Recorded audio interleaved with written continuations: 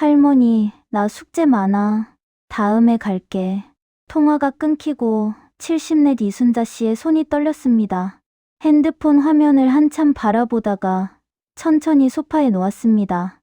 가슴 한 구석이 텅 비어버린 것 같았습니다. 나는 이제 필요 없는 사람인가? 그 생각이 들자 집 안이 너무 고요하게 느껴졌습니다. 이야기가 마음에 닿으셨다면 잠시 머물러 주고 가세요. 구독과 좋아요는 큰 힘이 됩니다. 순자 씨에게는 손주가 둘 있습니다. 14살 민준이와 12살 서연이. 어렸을 때는 주말마다 할머니 집에 오는 게 일상이었습니다. 문을 열고 달려와 할머니 하고 안기던 아이들. 순자 씨가 해주는 계란말이를 좋아했고 거실 소파에서 뛰어놀며 웃음꽃을 피웠죠.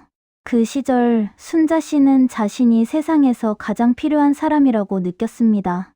할머니, 나 배고파. 할머니, 이거 봐. 내가 그린 거야.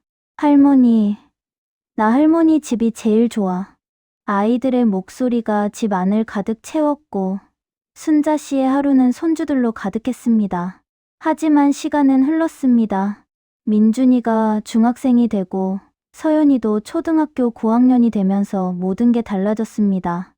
학원이 늘어났고 친구들과의 약속이 많아졌습니다.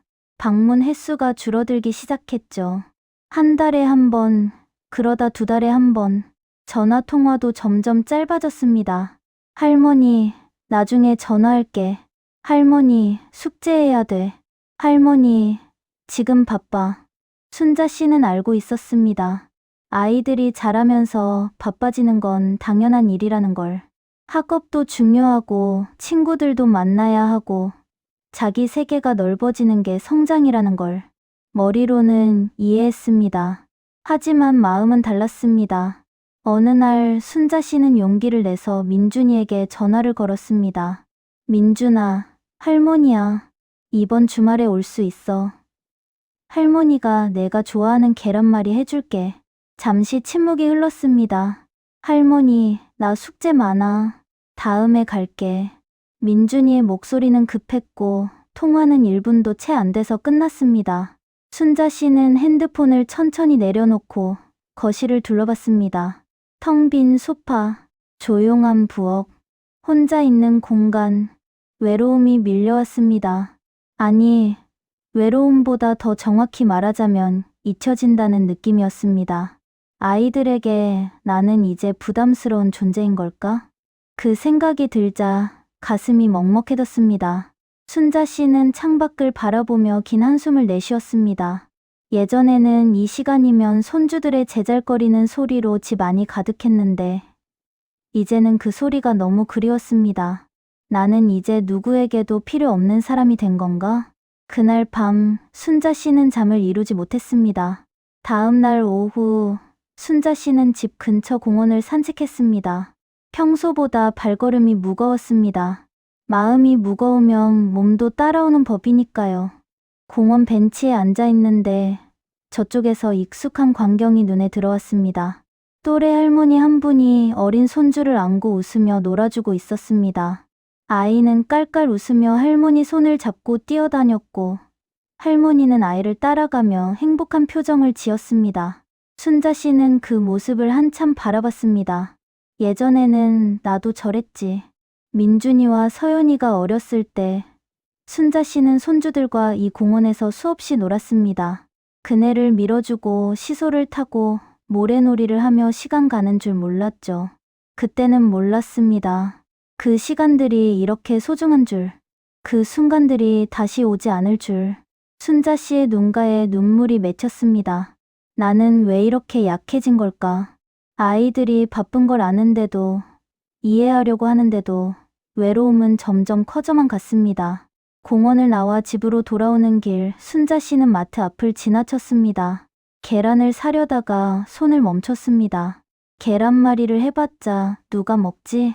예전에는 손주들이 좋아하니까 늘 준비해뒀는데 이제는 혼자 먹기에는 너무 많았습니다. 순자 씨는 빈손으로 집에 돌아왔습니다. 거실 소파에 앉아 TV를 켰지만 무슨 프로그램이 나오는지 하나도 들어오지 않았습니다. 핸드폰을 들어 민준이와 서연이의 사진을 봤습니다. 작년 추석 때 찍은 사진. 아이들이 환하게 웃으며 순자 씨 양옆에 서 있는 모습이었습니다. 이제는 이런 사진도 찍기 힘들겠지. 손주들이 자라면서 할머니와의 시간보다 친구들, 학원, 자기 세계가 더 중요해지는 건 당연한 일입니다. 순자 씨도 알고 있었습니다.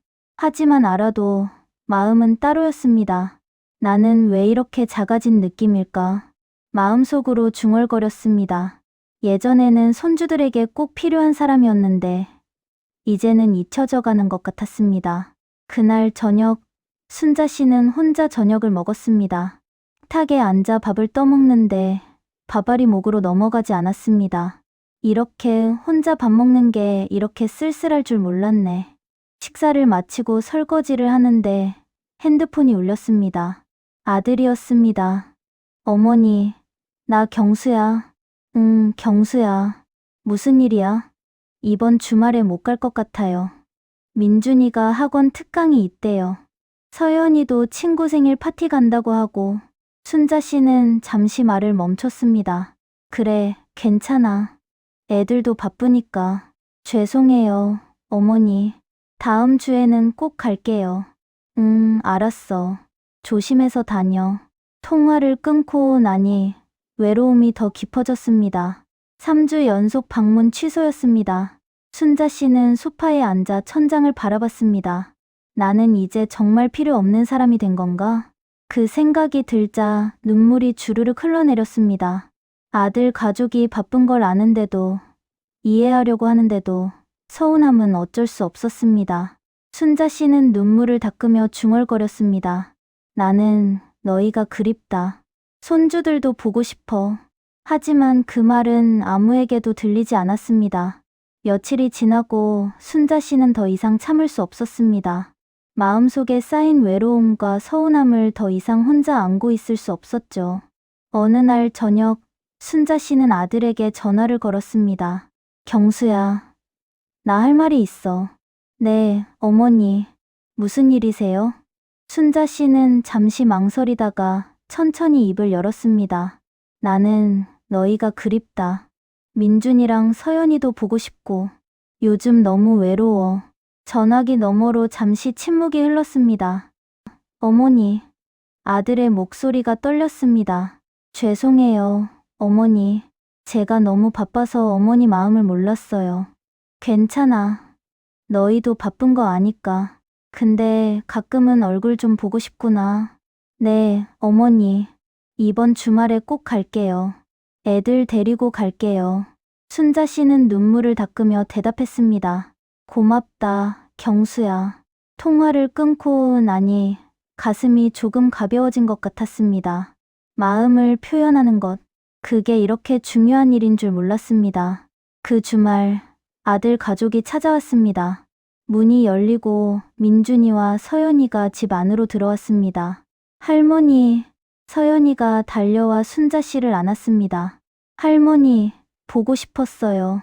순자 씨는 서연이를 꼭 안으며 눈물을 흘렸습니다. 할머니도 너희가 너무 보고 싶었어. 민준이도 다가와 말했습니다. 할머니, 죄송해요. 제가 너무 바빠서. 순자 씨는 민준이의 머리를 쓰다듬으며 말했습니다. 괜찮아, 민준아. 너희가 바쁜 거 할머니가 아니까. 아들이 순자 씨에게 다가와 말했습니다.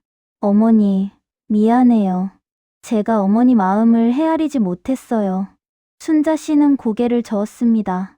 괜찮다, 경수야. 너희도 바쁘지. 그냥 가끔 연락만 해다오.